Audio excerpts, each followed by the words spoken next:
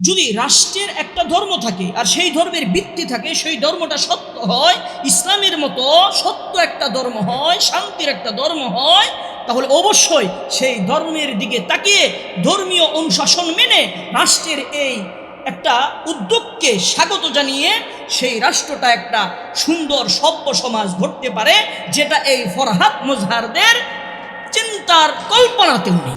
কথিত এক প্রগতিশীল গত কয়েকদিন আগে একটি টক শোতে একটা বক্তব্য দিল, একটা সাক্ষাৎকার দিল, যেখানে সে বলল রাষ্ট্রের কোনো ধর্ম নেই। যেহেতু রাষ্ট্রের ধর্ম নেই, তাহলে রাষ্ট্রধর্ম ইসলাম থাকতে হবে কেন? কত হাস্যকর এবং নির্বুদ্ধিতার পরিচয় দিয়েছে তিনি, তা হয়তো এখন টের পাচ্ছে না। যদি কখনো তার মস্তিষ্ক সুস্থ হয় তাহলে টের পাচ্ছে। দেখেন, তার ওই সাক্ষাৎকারে বেশ কয়েকটা জিনিস ফুটে উঠেছে। তিনটা জিনিস সাধারণত আজকে আলোচনা করব ইনশাআল্লাহ। প্রথমত, সে বলেছে রাষ্ট্রের কোনো ধর্ম নেই। দ্বিতীয়ত, গান বাজনা ইসলামে হারাম নেই। তৃতীয়ত, 2024 সালে এসে যারা মূলত মূর্তি পূজা করে বা মূর্তি বানায়, ঘরে মূর্তি রাখে, তারা মূর্তিকে ক্ষুধা মনে করে।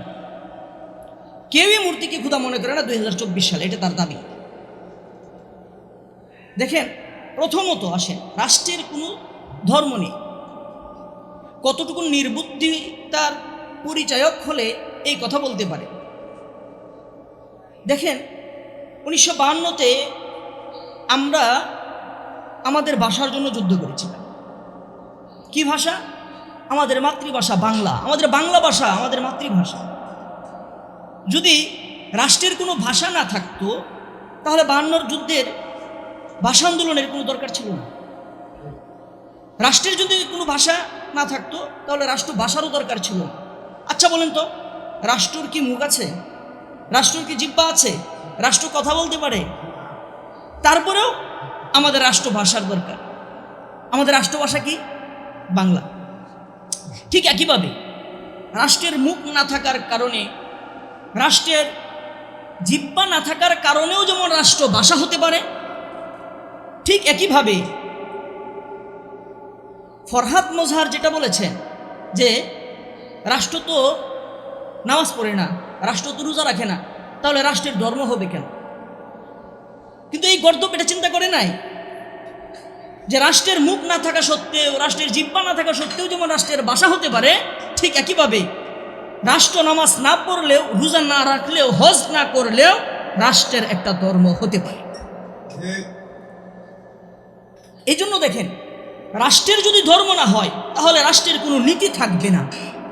রাষ্ট্রের যদি ধর্ম না হয় তাহলে রাষ্ট্রের কোনো আদর্শ থাকবে না। রাষ্ট্রের যদি কোনো ধর্ম না হয় তাহলে সেই রাষ্ট্রের গঠনতন্ত্রের কোনো ভিত্তি থাকবে না। রাষ্ট্রের যদি ধর্ম না হয় তাহলে সেই রাষ্ট্রের মানুষ কোনো অনুশাসন মেনে চলবে না। এই জন্য আমাদের রাষ্ট্রধর্ম যে ইসলাম, রাষ্ট্রধর্ম যে ইসলাম, সেহেতু এই রাষ্ট্রধর্ম ইসলাম মানাটা, এটা হলো একজন বুদ্ধিমান ব্যক্তির আলামত। আর এই ফরহাদ মুজহার, এদের যে বুদ্ধি নাই, যদি বুদ্ধি থাকতো তাহলে তার যে কথাবার্তা, এগুলোর সাথে মিলালে পাগলের কথাবার্তার মধ্যে কোনো পার্থক্য হতো না। দেখেন, একটা রাষ্ট্রের যদি রাষ্ট্রবিজ্ঞান হতে পারে, রাষ্ট্র ভাষা হতে পারে, তাহলে সেই রাষ্ট্রের ধর্ম হবে না কেন? যদি রাষ্ট্রের ধর্ম না থাকে তাহলে কি সমস্যাটা হবে? আমরা যারা মুসলমান, তারা এই রাষ্ট্রের ধর্ম ইসলাম, ইসলামকে অনুশাসন করে আজকে চুরি থেকে বিরত থাকছে। যারা ইসলামকে অনুসরণ করে তারা জিনা ব্যভিচার থেকে বিরত থাকছে। যারা ইসলামকে অনুসরণ করে তারা আজকে মিথ্যা থেকে বিরত থাকছে। যারা ইসলামকে অনুসরণ করে তারা সর্বপ্রকার পাপ পঙ্কিলতা থেকে বিরত থাকছে।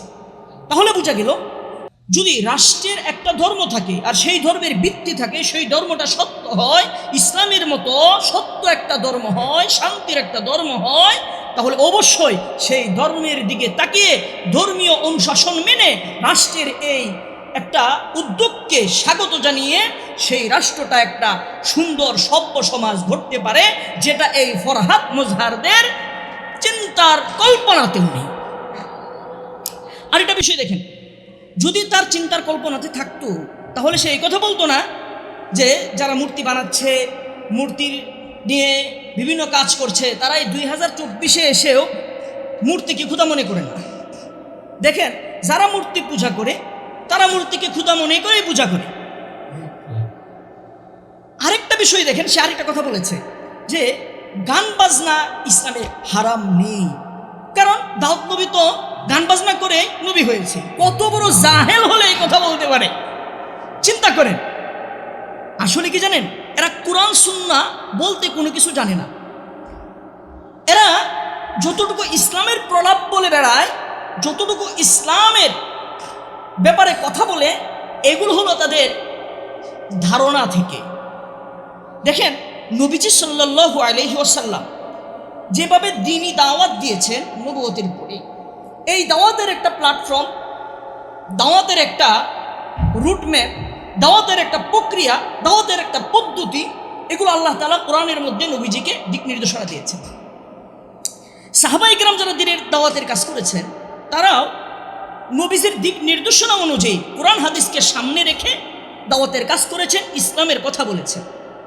প্রকৃত দাঈ ইলাল্লাহ যারা ইসলামের দাওয়াত দিতে চায়, ইসলামের কথাগুলো মানুষের কাছে পৌঁছাতে চায়, কিয়ামত পর্যন্ত যদি সঠিকভাবে পৌঁছাতে চায়, তাহলে কোরআন সুন্নাহর বিপরীতে গিয়ে তা সম্ভব হবে না। আর এই ফরহাদ মুজহাররা কোরআন সুন্নাহর দ্বারের কাছেও যায় নাই। যদি কোরআন সুন্নাহর দ্বারের কাছে যেত, তাহলে অবশ্যই গান বাজনা যে ইসলামে হারাম, দিবালোকের মতো সত্য একটা বিষয়কে অস্বীকার করত না। দেখেন, আল্লাহ তাআলা পবিত্র কোরআনে সূরা লুকমানের 6 নম্বর আয়াতের মধ্যে বলেন, ওমিনান নাসি মান ইয়াশতারি লাহওয়াল হাদিসি লিয়ুদিল্লা আন সাবিলিল্লাহি বিগাইরি ইলমিন ওয়া ইয়াত্তাখিদাহা হুজুয়া। এখানে স্পষ্ট আল্লাহ তাআলা বলেছেন, এক শ্রেণীর লোক আছে যারা মানুষের একটা শ্রেণীকে আল্লাহর পথ থেকে সরানোর উদ্দেশ্যে ভ্রান্তি একটা মতাদর্শ তাদেরকে দেওয়ার জন্য গান বাজনা করে বেড়াবে এবং সেগুলো নিয়ে তারা ঠাট্টা বিদ্রুপ করবে। আল্লাহ তাআলা বলেন, তাদের জন্যই হলো অবমাননাকর শাস্তি। দেখেন, এই ফরহাদ মুজহাররা যদি এই কথা এই কোরআনের এই বিধানকে একটু পরে দেখতো, তাহলে গান বাজনার পক্ষে কথা বলতো না। আর কেন বলছে জানেন? কারণ গান বাজনা করতে পারলে তারা যেই বিভিন্ন বুজুর্গদের কবর আছে, মাজার আছে, ওইগুলোর মধ্যে তারা উলঙ্গপনা, বেহায়াপনা আর নারীদেরকে নিয়ে রাত্রি যাপন করতে পারবে না। এই রাত্রি যাপন যেন করতে পারে, বেহায়াপনা যেন করতে পারে, উলঙ্গপনা যেন করতে পারে, আমাদের মা বোনদেরকে অর্ধলঙ্গ করে যেন ঘর থেকে বের করতে পারে, লাইট বন্ধ করে সারা রাত যেন নারী পুরুষ একাকার হয়ে জিকিরের নামে ভণ্ডামি আওয়াজ করতে পারে, এটা বাস্তবায়নের জন্য, এই মিশন বাস্তবায়নের জন্য এরা বলে বেড়াচ্ছে যে ইসলামে গান বাজনা হারাম নেই, অথচ ইসলাম সম্পর্কে ন্যূনতম জ্ঞান এই ফরহাদ মুজহারদের নেই।